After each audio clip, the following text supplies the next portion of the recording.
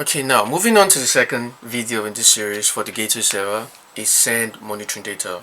And what this does is when on the device, when the actual package, the monitoring service, the monitoring library is done gathering the data, it first checks with the gateway, does a confirmation before actually sending that monitoring data to the gateway. So let's see what that looks like on the gateway server. So if I go to this and run this again, okay, I'm just going to stop that. Okay, as you can see, just taking this for an example, the handshake has been successful.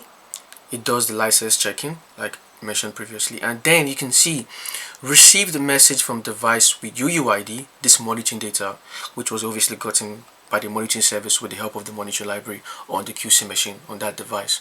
We can see in the UUID is appended. That way we're able to distinguish each message coming from a particular QC machine. We can see the metrics that are coming, the CPU metrics, we can see the current CPU usage, we can see the load average as well. We can see the memory metrics, we can see network metrics, we can see the uptime seconds, which tells us, in seconds how long a device has been, just like from boot time.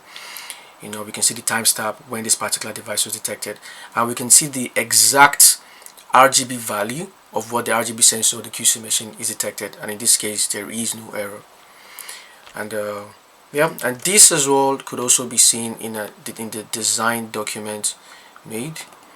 So I have one for roles and responsibilities, and I have another one for the architecture document. So if you go through this, you can see things as well, the logic as well that I use in terms of the monitoring service. Thank you.